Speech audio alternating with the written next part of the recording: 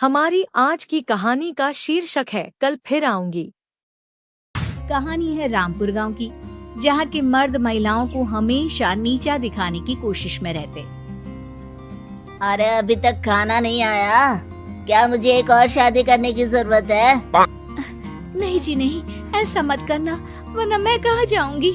खाना लेकर मैं अभी आई जी। गांव की पंचायत में भी फैसले हमेशा औरतों के खिलाफ ही रहते। मैं जो फैसला सुनाता हूँ वो भगवान की आज्ञा होती है। इस लड़के ने अपने मन से शादी करके अच्छा नहीं किया। लड़के को घर भेज दो और इसकी शादी इसकी जाति की किसी लड़के से करवा दो, लेकिन ये लड़के, इसे तो गांव के बाहर निकाल दो। नहीं नहीं जमींदार साहब, ये क्या बोल रहे हैं? ऐसा नहीं हो सकता। मेरी बेटी मासूम है, इसे अच्छे बुरे की समझ नहीं है। अरे कहाँ जाएगी ये बेचारी? कहाँ जाएगी? इतनी चिंता है तो पूरे परिवार का गांव निकाला कर देते हैं। बेचारे पूरे बसे बसाए परिवार को गांव छोड़ना पड़ता है। चाहे जो हो, अगर बेटियों को कंट्रोल नहीं कर सकते तो गांव में रहने का कोई मतलब नहीं है। यहाँ औरतों को दब कर रहना होगा। कोई भी अपने हिसाब से कुछ नहीं कर सकता, सब ईश्वर की मर्जी से ही होगा। तभी गांव का एक आदमी दौड़ा दौड़ा आता है।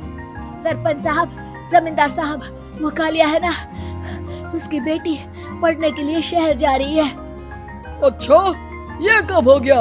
और कालिया की हिम्मत कैसे हो गई ऐसा करने की? लेकर आओ उसे और उसकी बेटी को। बस फिर क्या था, हाजिर हो जाते हैं कालिया और उसकी बेटी सरपंच के सामने। अरे कालिया, ये क्या सुनने में आ रहा है? बेटी को इंजीनियर बना रहा है तू?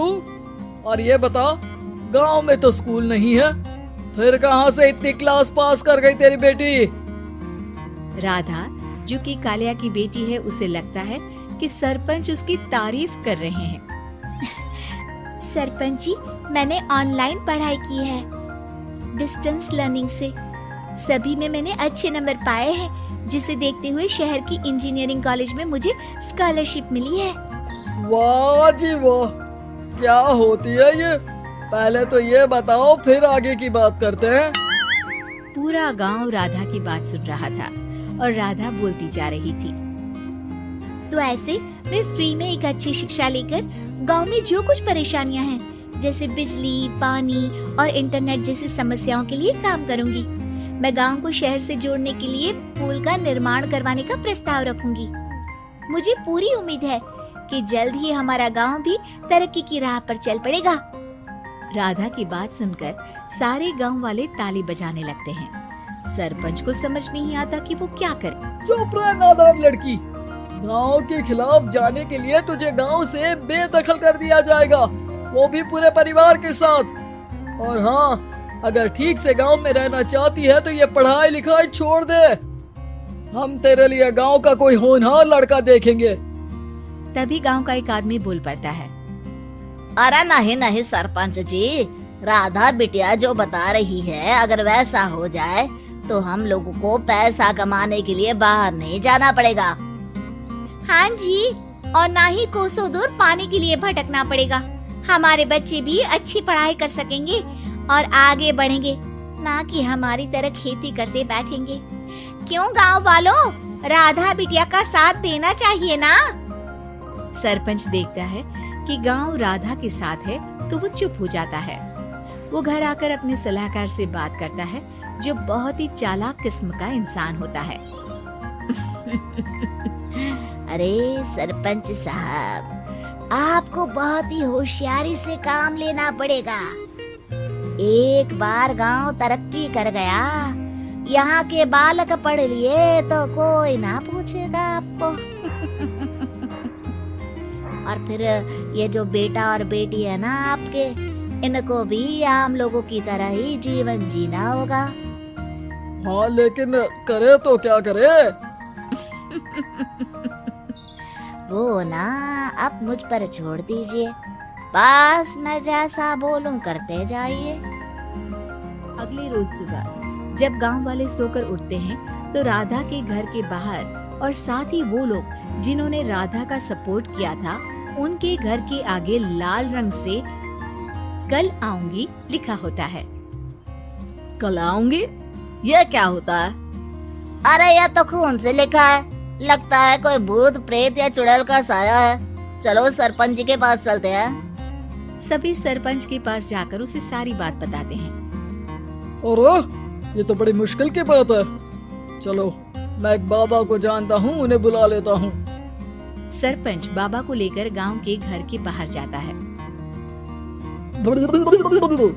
ओहो, तो ये वो चुड़ैल है जो उन लोगों को निशाना बनाते हैं जो गांव को बदलने का सपना देखते हैं। वो गांव को ऐसे ही संपन्न देखना चाहती है। वो नहीं चाहती कि कोई बाहरी यहाँ का कायाकल्प करे। क्या तुम लोगों में से किसी ने गांव को बदलने की सोच रखी है? तभी राधा की माँ रोते रोते आती है। मेरी राधा घर से गायब हो गई है। अरे कोई तो बचाओ, मेरी बच्ची कहाँ गई?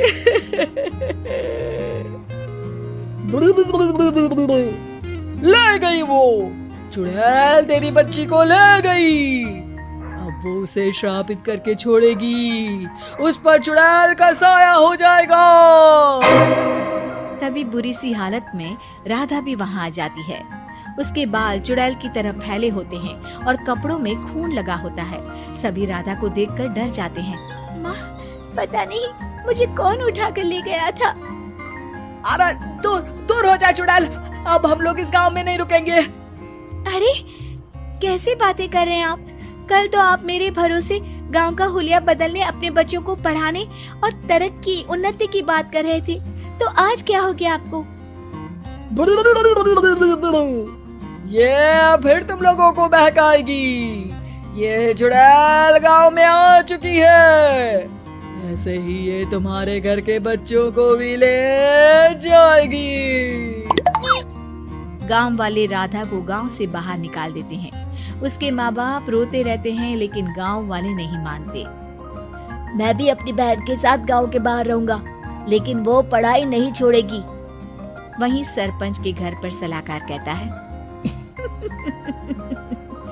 देखा, सांप भी मर गया और लाठी भी नहीं टूटी। लेकिन अगले ही दिन सरपंच के घर के बाहर भी वही शब्द लिखे होते हैं और फिर सरपंच की बीवी कहती है, हमारी बेटी को किसी ने अगवा कर लिया है। तभी राधा का भाई वहाँ आ जाता है।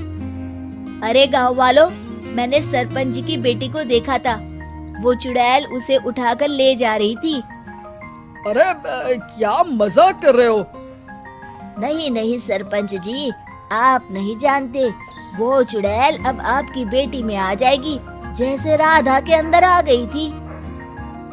तभी सरपंच की बेटी वैसी ही हालत में वहाँ आती है जैसे राधा आई थी। पापा, पता नहीं कैसे मैं गायब हो गई थी। चुड़ैल, इसके अंदर भी चुड़ैल का साया है, मारो इसे। अरे नहीं नहीं, इसे भी राधा के पास गांव के बाहर ही भेज दो। अरे चुप रहो, मेरी बेटी कहीं नहीं जाएगी और चुड़ैल बुड़ैल कुछ नहीं होता है। अरे कैसे बात कर रहे हो सरपंच जी? आप तो बोल रहे थे कि आपका फैसला भगवान का ज्ञान होता है, तो अपने पर बात आई तो अब आप ऐसे बोल रहे हैं। अरे ना ना ना, आपको अपनी बेटी को त्यागना ही होगा। अरे बुलाओ बाबा को। राधा का भाई बाबा को ले आता है, जिसे अब गांव वालों के डर के कारण सच बोलना पड़ता है। मैं कोई बाबा नहीं हूँ, मैं तो मोची था। ये सलाहकार महोदय ने मुझे कहा था एक्टिंग करने को। अब वो मुझे पैसे देने वाले हैं। अब मुझे माफ कर दो। गलती हो गई, मुझे माफ कर दो। तभी वहाँ राधा आ जाती है। देखा सरपंच जी, जब गांव के बच्चे साक्षर होंगे तो आप जैसे लोगों की चालाकी नहीं चलेगी।